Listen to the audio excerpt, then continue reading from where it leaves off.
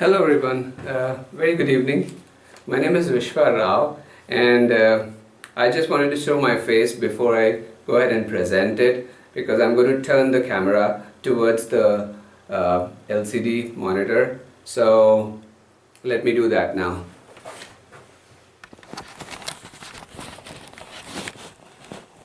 I hope you can see what's there and so the topic I'm going to present today is one of the most interesting topics for many people like me. And I guess I have created good curiosity there.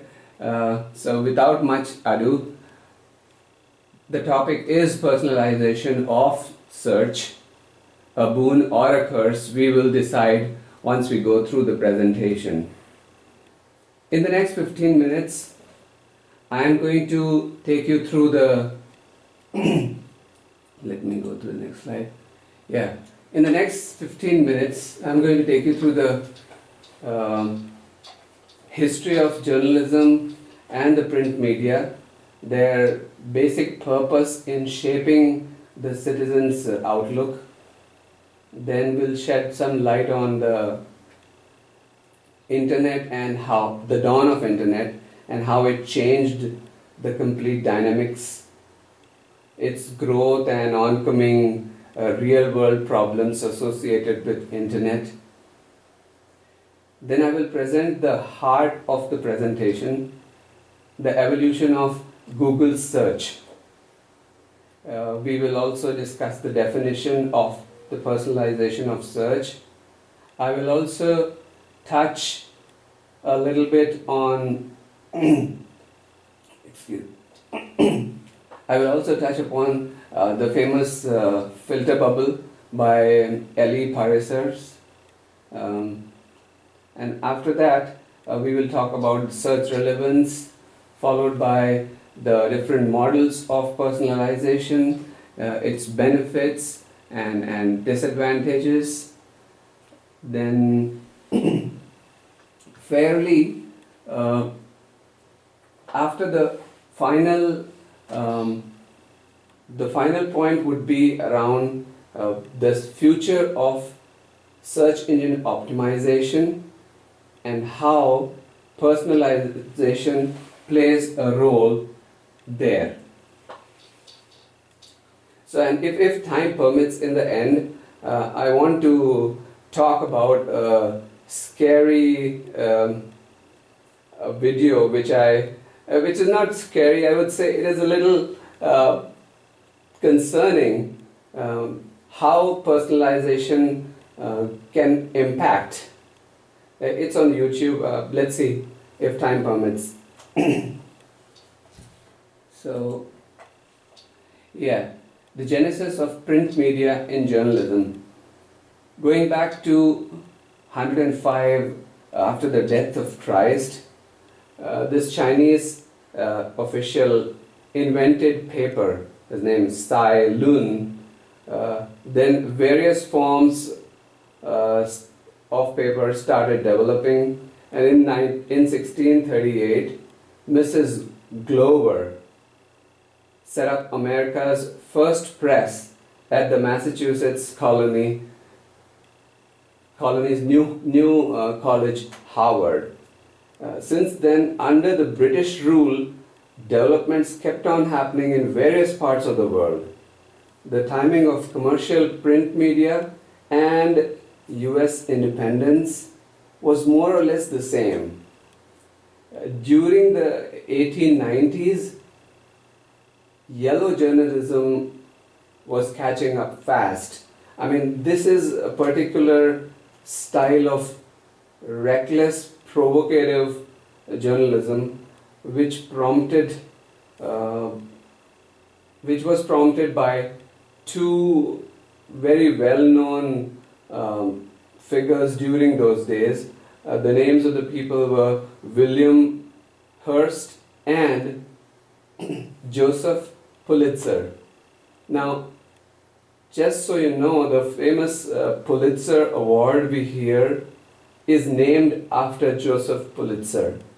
This award is conferred for outstanding contributions in newspaper, magazines, and literature and music compositions in the United States. So that's how print media started. Now, the basic purpose of media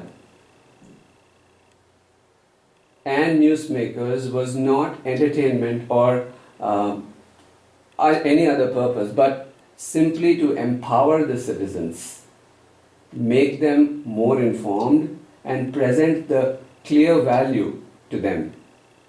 Equip the readers with the information and data which they can use for a better living, contributing towards their community and as a whole to the society and the government. The core elements which are listed, are fading away. Honestly, let me explain a little more.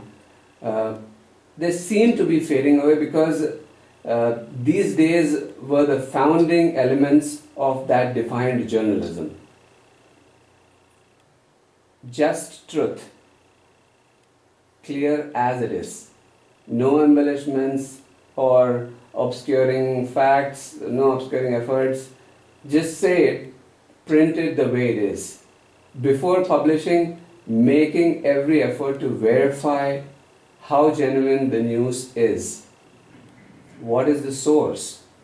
Is it reliable? Do we need to do further validation and evidence check? Answer these questions and then publish. Also, no plagiarism. Being impartial, neutral and independent, and projecting the same values in the publication. That is basically not favoring any particular community or individual. This is the fundamental to breed reliability of the information published.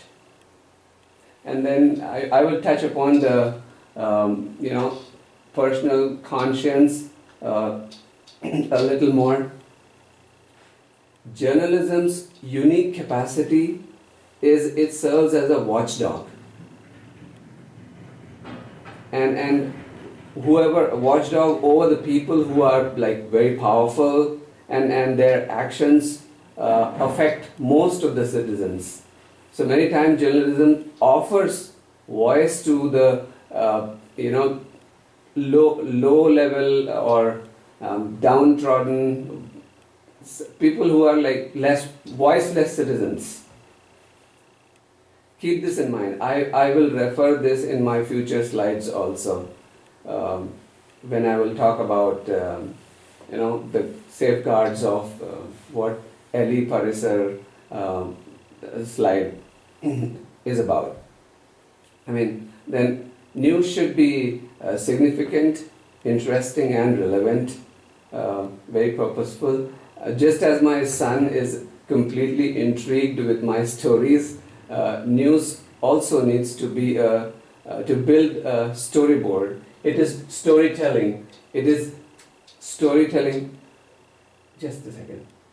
It is storytelling with a purpose.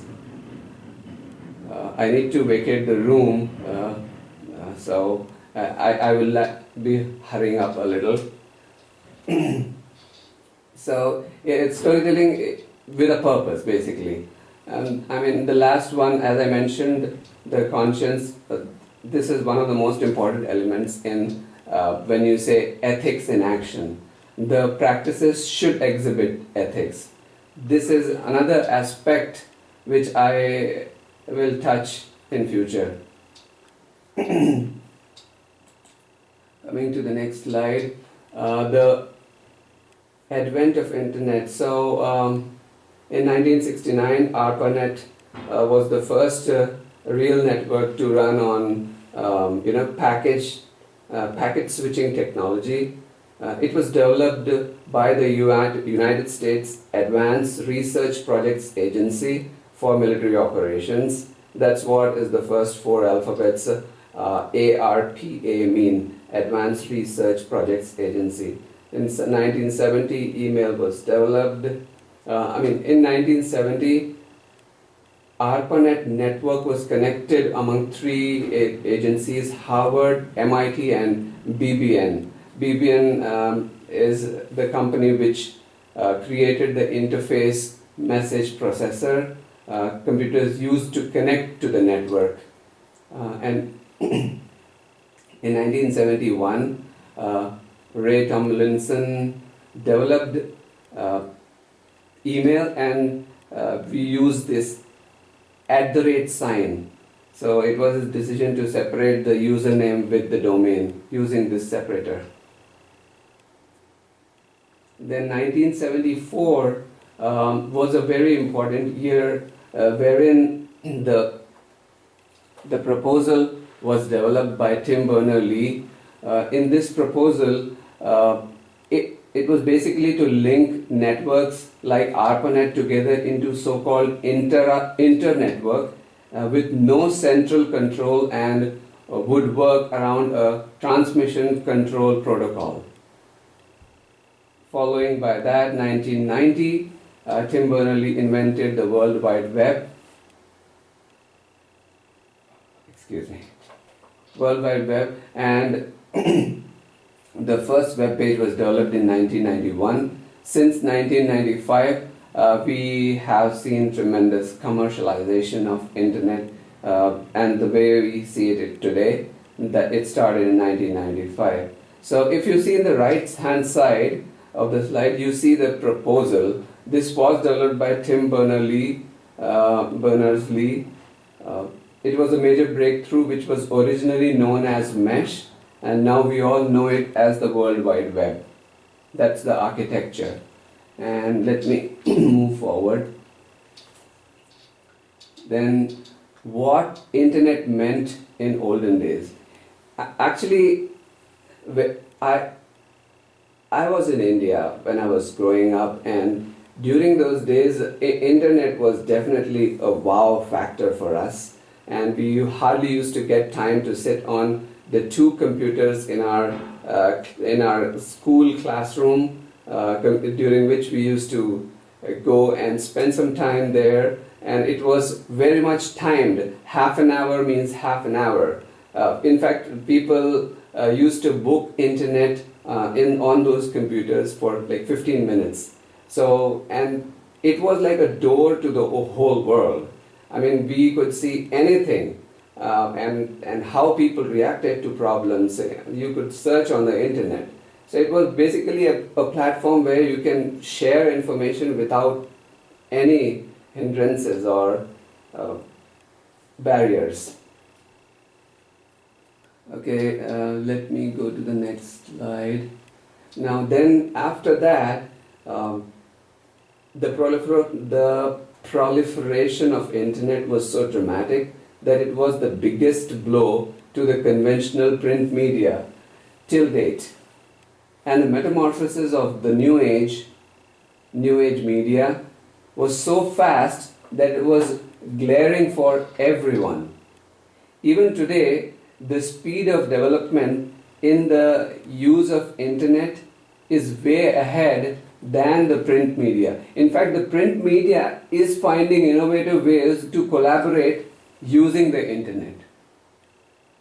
And having said that, I mean, with something which has such tremendous impact on the society always comes with some exceptions, with some problems.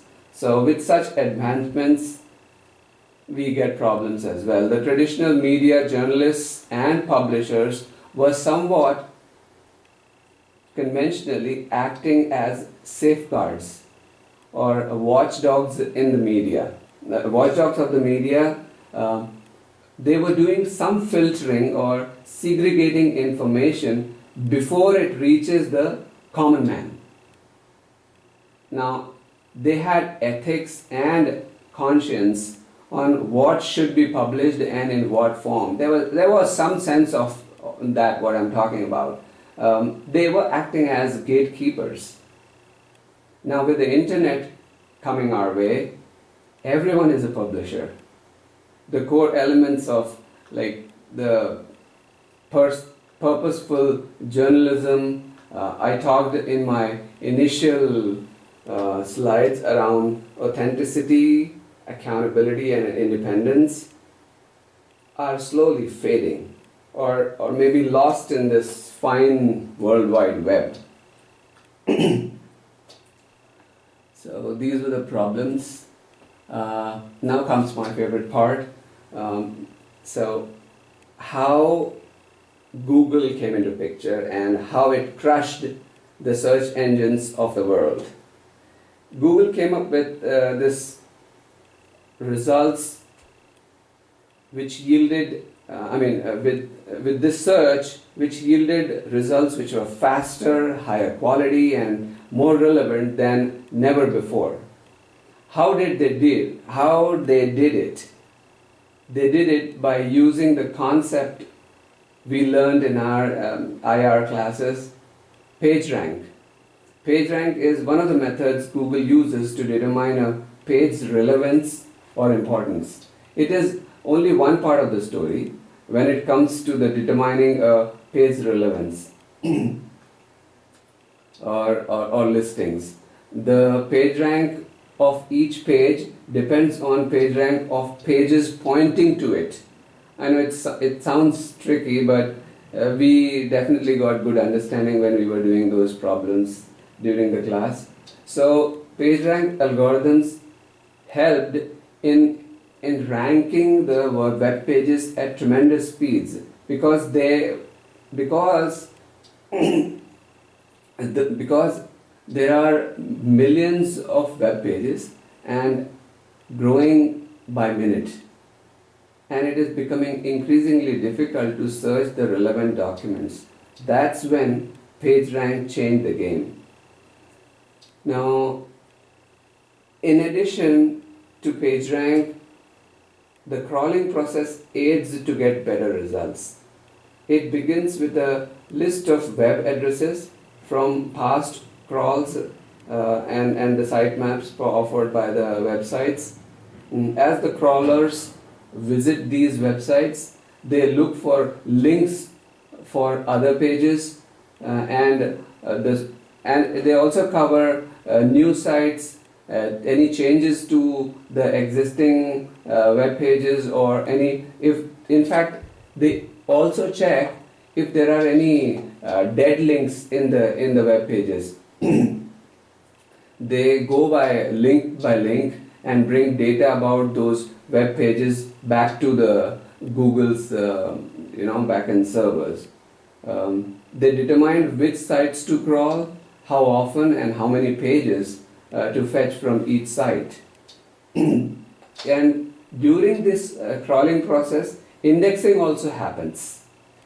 So the index shows up just like in any of the books we have an index. So the indexing systems note many different aspects of pages, such as when they are published or they contain pictures and stuff like that. I'm not going to spend much time on explaining anchor text because we know it's not a very big concept and we have learned a lot about it.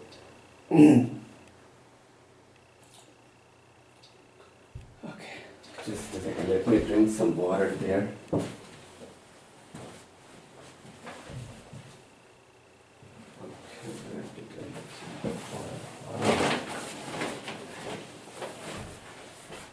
Okay, anyways.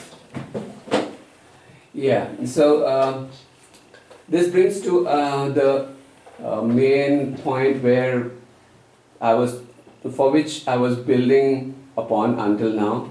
So, personalization of search was introduced by Google in 2004, and in simple words, it refers to the search experiences that are tailored specifically to an individual's interests by presenting information about individual beyond a specific query provided by him.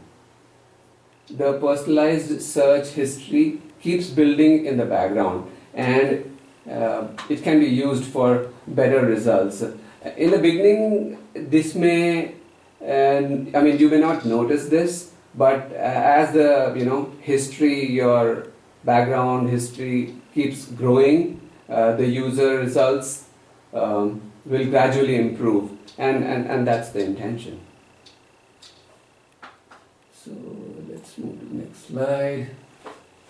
Yeah, we have discussed this slide at length during our group discussions and class discussions also. But basically what Eli Pareser presented was a very gloomy picture. He painted an environment which was, as a result of personalization of search, it is very, very disturbing. So he talked about how automated algorithms running behind the scenes are deciding what users like, and deciding on what users, like you and me, would see. So these decisions are made by the algorithms based on a number of signals. He mentioned about like Google looks at 52 signals, but actually Google looks at more than 200 algorithms. So to present the personalized search returns, searches. So by presenting this slide, all I wanted to say was how we have dealt until now, internet, there is something fundamentally wrong with such kind of profiling which is being done by these automated statistical algorithms. In the past, now I have to bring back that relevance of the first few slides when I was talking about the elements of print media, the core values of print media, which meant about, they were like the safeguards, the gatekeepers, the watchdogs. So in the past, the gatekeepers of media, the conventional media, were real human beings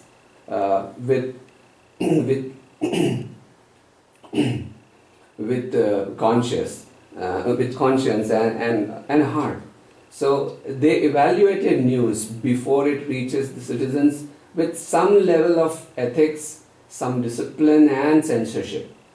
However, with these statistical algorithms, there is no human element. There is no ethical considerations whatsoever until now. So I'm not sure about future, but this is what is being presented. So they simply work on the user internet preference and users social networks presence. Okay, so that's what was very uncomfortable. And moving on. So this, how Google search relevance works here. As I mentioned, there are 200 such algorithms which work together in displaying the results on a personalized basis. Google picks these signals from a variety of sources, like the user's internet behavior, friends, family, members, their what they buy, what they surf, what is their, whether they buy or not, what they shop, which location they are on, what device they are using, whether it's a smartphone, a tablet or a laptop, what bookmarks they have, and which browser they are using to surf the internet. So there are like many such signals, and in addition to this, I would also like to bring to you the different aspects of Google search.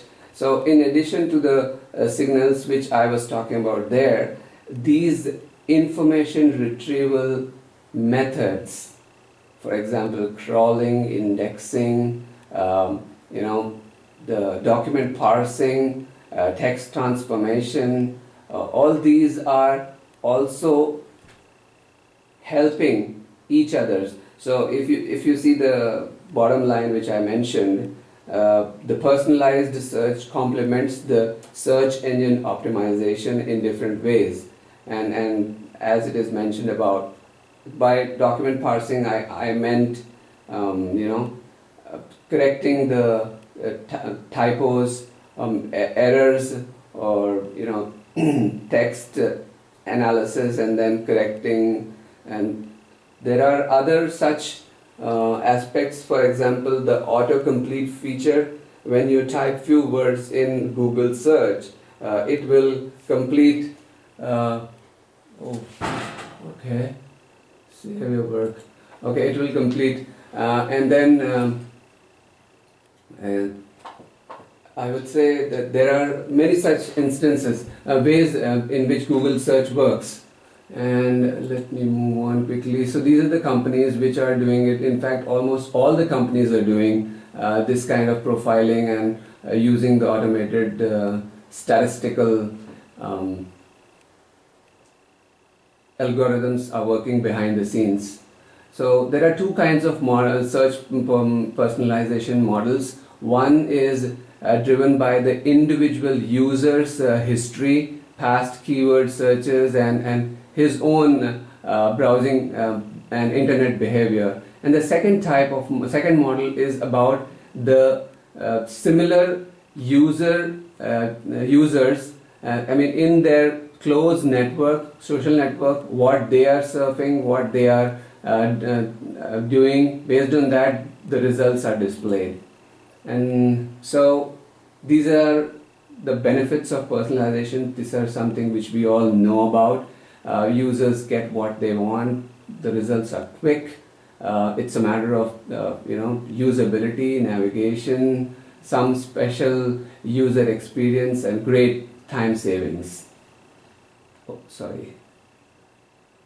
The odds, I talked about it. You get restricted and you feel like you are a frog in the well, a very limited horizon. You get to see what you want to see, but you don't get to see what you are you don't even know what's out there.